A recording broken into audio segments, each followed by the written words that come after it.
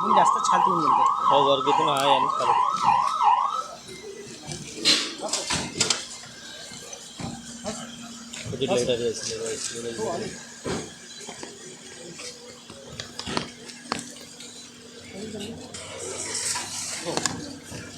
Light बनवून देतो light बनवून हो मग ऐसे अपोजिट लाईट आज हो तुमच्या घरासमोर आंदोलन करतात युवा भाजप सेनाचे कशावर करतात. नाही आता ते राजकारणासाठी एकीकडे आपट्याला वाचवायचा आणि आपलं झाकायचं आणि दुसऱ्याचं वाकून बघायचं ही यांची नीती आहे.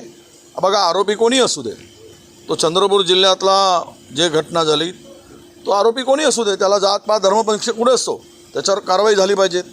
आम्ही कुणालाही सांगितलं याच्यावर कारवाई झालीच पाहिजे, आमची मागणी केली. पण आपट्याला कोण वाचवतो? मुख्यमंत्री. याचं उत्तर द्यावं भाजपनी.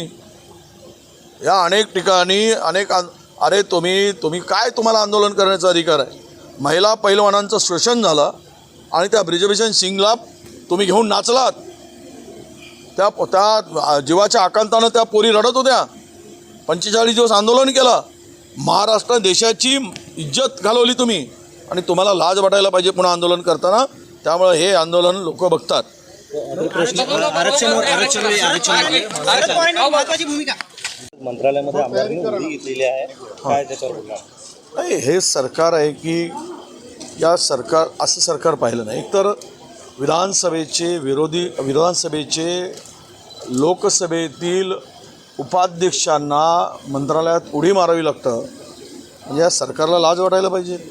सरकार अस्तित्वात आहे काय? आदिवासी समाजाच्या प्रश्नाच्या संदर्भात सरकार गंभीर आहे काय? मागील 3 दिवसापासून मुख्यमंत्र्याकडे सर्व आदिवासी आमदार वेळ मागत होते. आमदारांना वेळ देण्यासाठी मुख्यमंत्री उपमुख्यमंत्र्यांना वेळ नाही आणि हे लाडकी बहीणचे इव्हेंट करून रॅम्पवर नाचायला यांना वेळ आहे.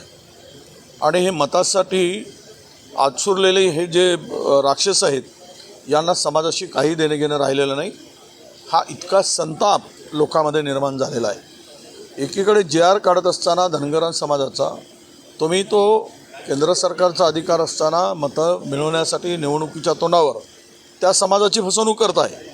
आदिवासी समाजाला वेठीस धरताय. आदिवासीच्या आमदारांना नेत्यांना वेळ देत नाही. मग तुम्ही काय करताय? या सरकारला थोडी लाज वाटायला पाहिजेत.